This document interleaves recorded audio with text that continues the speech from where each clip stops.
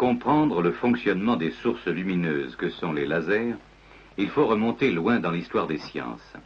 C'est en 1917 que le Physikalische Zeitschrift publie un mémoire d'Einstein sur l'émission stimulée, phénomène fondamental mis en application dans le laser.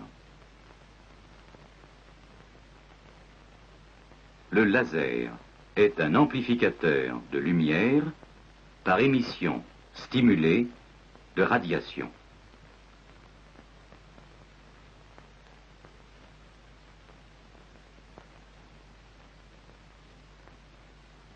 La lumière est une vibration.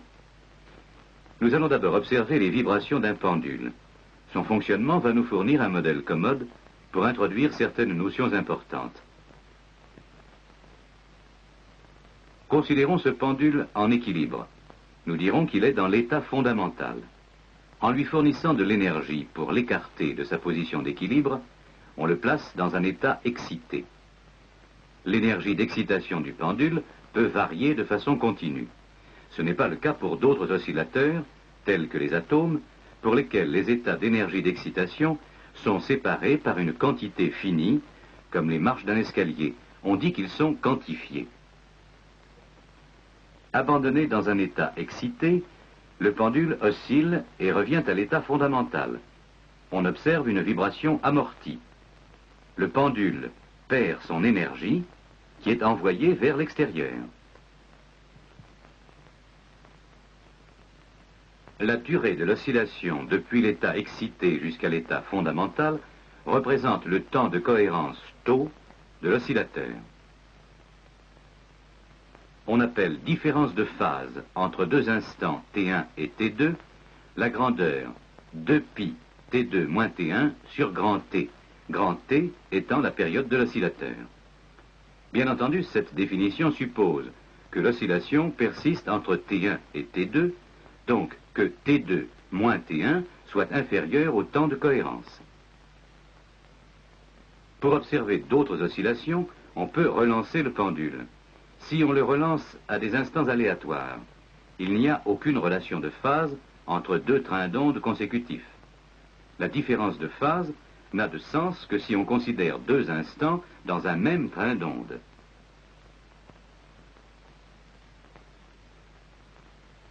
Au lieu de laisser les divers trains d'oscillation démarrer de façon aléatoire, on peut relancer le pendule à intervalles réguliers, commandés par l'oscillation elle-même. Ceci peut être réalisé grâce à l'échappement à encre.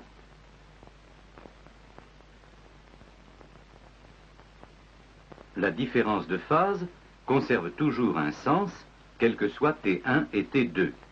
Un oscillateur ainsi entretenu est totalement cohérent du point de vue temporel.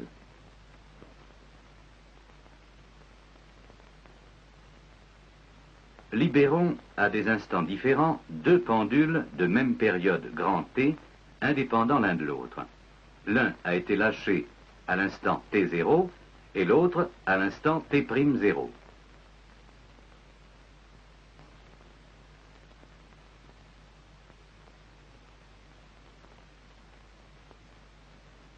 On appelle différence de phase entre ces pendules la quantité 2π T0 moins T'0 sur grand T. Bien entendu, cette définition n'a de sens que si les pendules continuent à osciller dans le même train d'ondes depuis leur lancement. Cette définition reste valable au maximum pendant le temps de cohérence tau.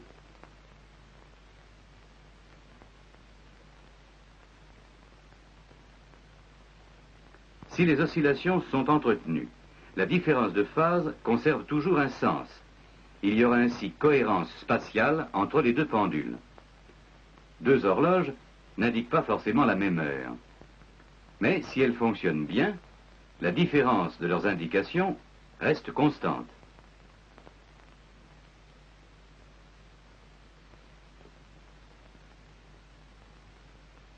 Mais il n'est pas nécessaire que les oscillateurs soient entretenus, c'est-à-dire qu'il y ait cohérence temporelle de chacun pour que la cohérence spatiale de l'ensemble se manifeste. Il suffit que les oscillateurs soient couplés. Il y aura en permanence une relation de phase imposée par le couplage. Il en est ainsi pour les pendules de cette expérience. Si on connaît la phase de l'un d'eux, on connaît la phase des autres. La différence de phase entre deux pendules quelconques est déterminée. Si nous faisons osciller le premier pendule, cette oscillation se transmet à chaque oscillateur avec une amplitude de plus en plus faible. Le couplage est amortissant. La longueur de cohérence est la distance maximum à laquelle le couplage peut faire sentir son effet.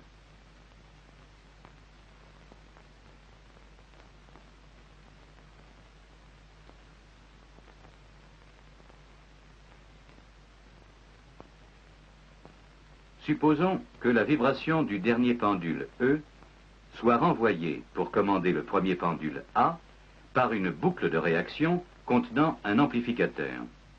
Cette réaction doit se faire en respectant une relation de phase entre la vibration de A et celle venue de E qui va commander A. Un amplificateur est indispensable puisque l'amplitude de E est plus petite que celle de A.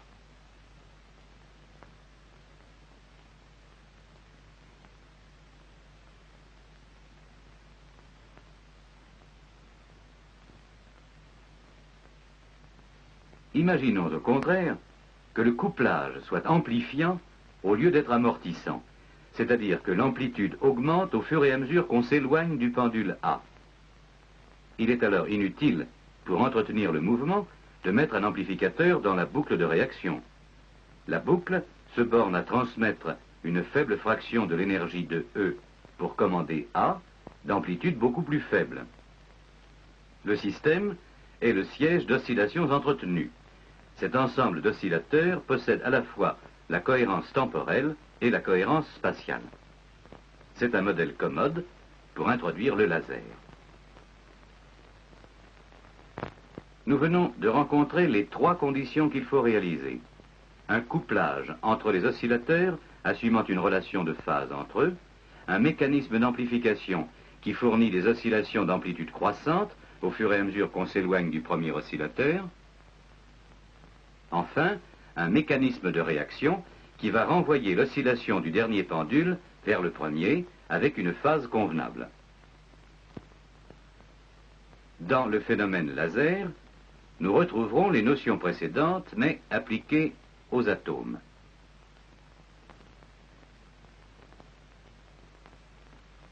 Un atome est normalement dans l'état fondamental sur le niveau d'énergie le plus bas.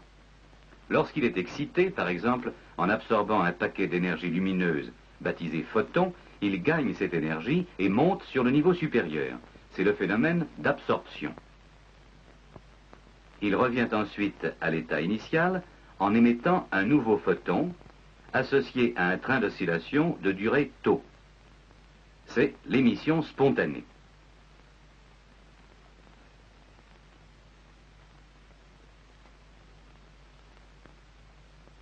Dans une source lumineuse ordinaire, il y a un grand nombre d'atomes qui émettent spontanément.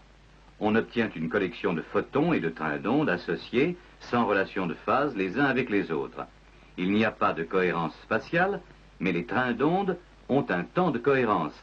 Il y a donc toujours une légère cohérence temporelle.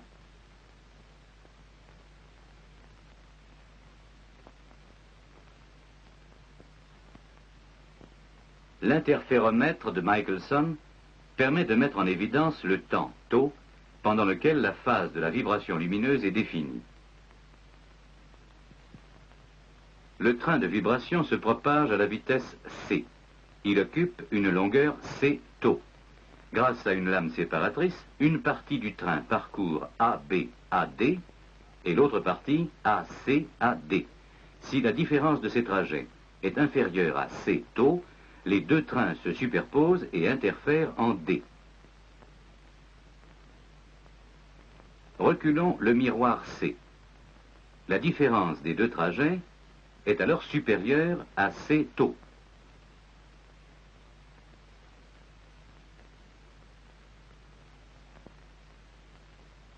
Les deux trains ne se superposent pas et on n'observe plus d'interférence en D.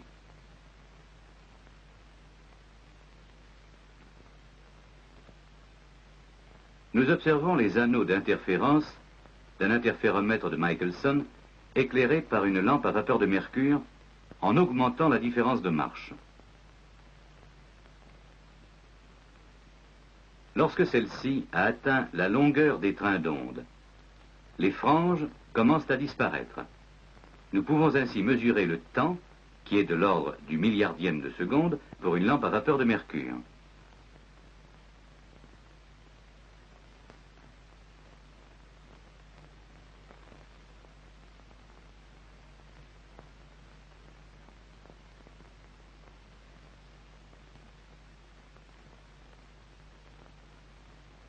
La cohérence spatiale exige un couplage permettant aux atomes de régler leur phase à l'émission les uns sur les autres. L'émission stimulée va permettre ce couplage. Ce terme signifie qu'un atome à l'état excité, recevant un photon, a une grande probabilité de revenir à l'état initial en émettant un autre photon qui emporte l'énergie.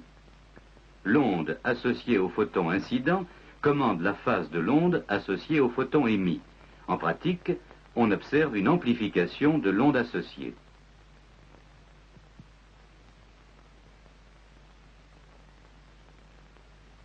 La phase de l'onde associée au premier photon va commander successivement toutes les autres émissions stimulées. L'émission stimulée constitue le couplage qui assure la cohérence spatiale. Simultanément, l'émission stimulée va faire croître le nombre de photons. Il y a donc amplification de l'onde associée. C'est le couplage amplificateur que nous avons imaginé il y a quelques instants.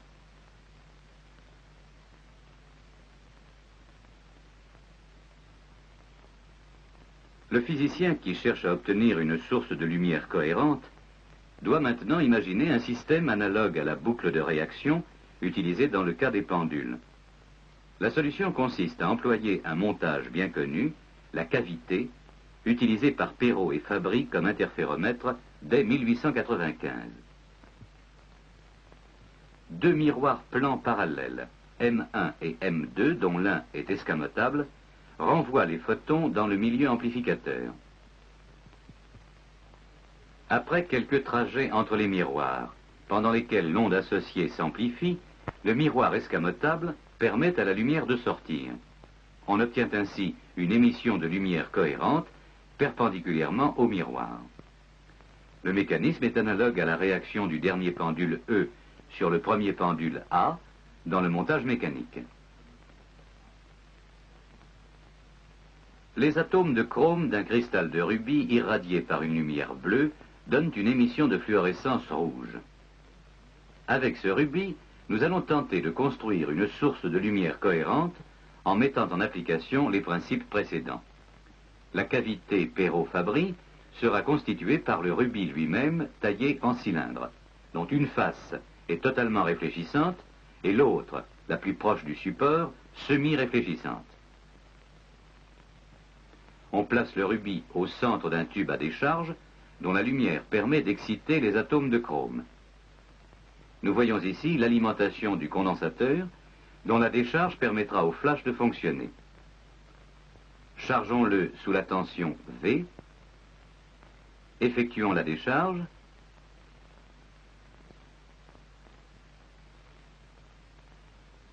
nous n'observons qu'une fluorescence diffuse.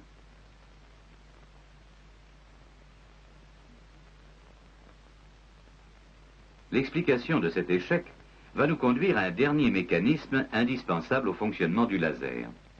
Si un photon rencontre un atome excité, il provoque l'émission stimulée et on obtient une onde amplifiée.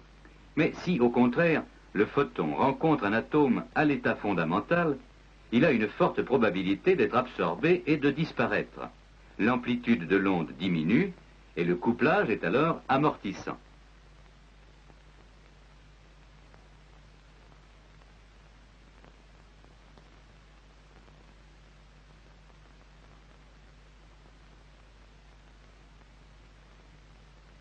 Pour que le système puisse fonctionner, il faut que l'amplification l'emporte sur l'amortissement. Donc que le nombre N2 d'atomes à l'état excité soit plus grand que le nombre N1 d'atomes à l'état fondamental. Or, dans un corps en équilibre thermique, le nombre N1 d'atomes à l'état fondamental est toujours plus grand que le nombre N2 d'atomes à l'état excité. Le problème posé aux physiciens est donc de réaliser un état artificiel où N1 est inférieur à N2. Plusieurs physiciens, et notamment le français Kastler, ont montré qu'on pouvait obtenir une telle inversion de population.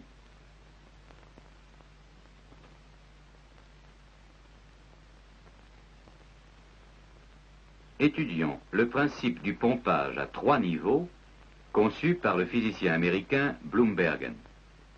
Il est facile à décrire et bien adapté au fonctionnement du laser à rubis. Considérons les 3 niveaux E1, E2, E3 que présentent les atomes du chrome. Si on bombarde le corps avec des photons de lumière bleue, qui permet la transition E1, E3, un grand nombre de photons est absorbé et des atomes vont monter de E1 en E3. Dans le cas du chrome, les atomes redescendent du niveau E3 au niveau E2 en effectuant une transition non radiative très rapide. L'énergie est cédée au cristal de rubis qui s'échauffe. La population du niveau E2 augmente, tandis que le niveau E1 se dépeuple, et on peut obtenir ainsi une inversion de population entre les niveaux E1 et E2, pourvu qu'il y ait assez de photons bleus.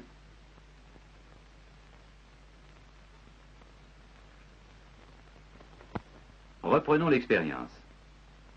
Augmentons la tension de charge de la capacité, donc l'intensité du flash. Lorsqu'on atteint le seuil permettant l'inversion de population, on obtient l'effet laser, qui se manifeste sous forme d'un faisceau intense de lumière parallèle rouge sortant par la face semi-transparente du rubis, perpendiculairement au miroir. Un faisceau laser est très bref. La puissance rayonnée est considérable et peut dépasser le million de watts par centimètre carré. Tel est le principe du laser à rubis, réalisé par Meyman en 1960. Il est opportun de rappeler que le rubis synthétique a été réalisé en France en 1899 par Verneuil. On peut également réaliser une émission cohérente de lumière avec des lasers à gaz. Le milieu actif est ici un mélange d'hélium et de néon, et l'inversion de population des atomes de néon est obtenue par une décharge électrique qui traverse le milieu gazeux. En modifiant le réglage d'un miroir, on peut passer d'un mode de fonctionnement à un autre.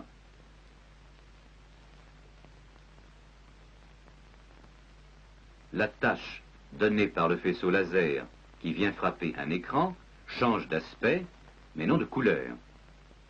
La répartition spatiale de l'intensité lumineuse change.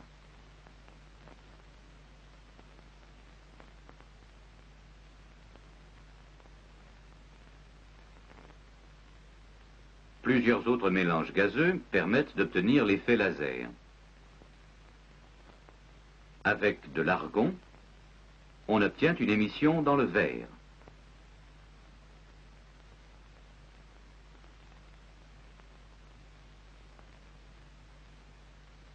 On pourra constater le parallélisme du faisceau grâce à un milieu diffusant.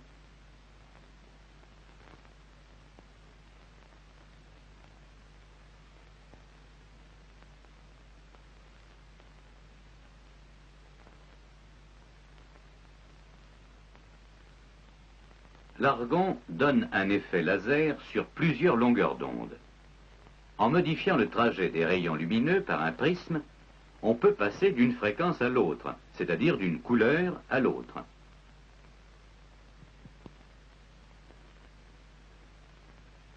Il existe également des lasers utilisant des transitions entre les niveaux d'énergie dans un semi-conducteur. Dès 1960, des physiciens français avaient montré la possibilité de réaliser ces lasers. C'est en 1962 qu'ils furent effectivement réalisés en URSS et aux USA, lorsqu'on put disposer d'un matériau semi-conducteur satisfaisant, tel que l'arsénure de gallium.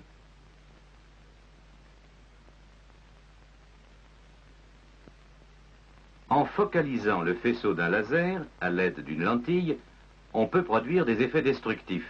Il est possible, par exemple, d'attaquer un seul globule sanguin.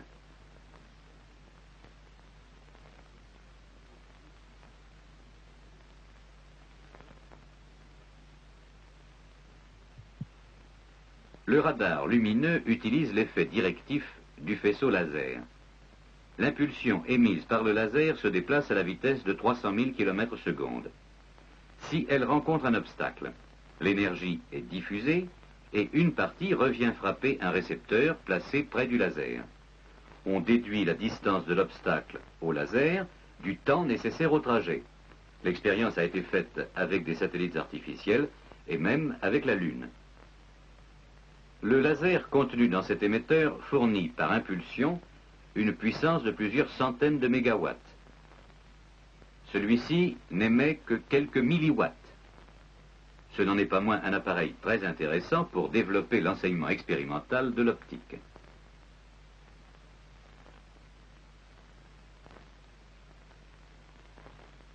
Grâce à son extraordinaire cohérence spatiale, la lumière émise par un laser peut être utilisée en métrologie.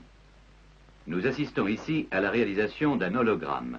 Hologramme signifie qui enregistre tout. La lumière laser va enregistrer sur la plaque photographique tous les renseignements concernant la forme et le relief de l'objet. Cette simple plaque photographique, éclairée par la lumière cohérente du laser, est effectivement capable de restituer l'impression de relief, comme le montrent ces vues successives, ainsi que l'exploration en profondeur de l'image.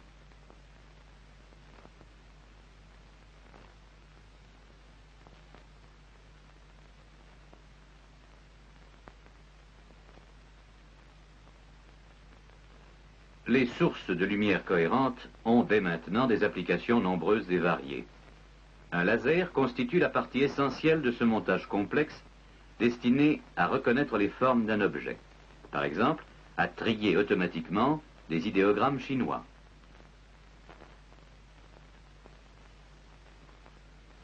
On peut aussi essayer d'utiliser le laser dans un système de fermeture à distance des circuits haute tension.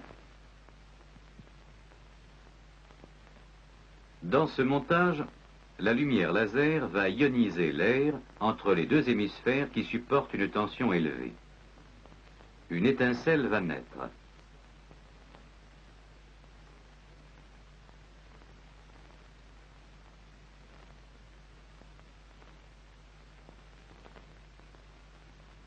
Cette photo instantanée montre l'étincelle qui éclaire l'intérieur du bâti, tandis que la face avant est illuminée par le laser.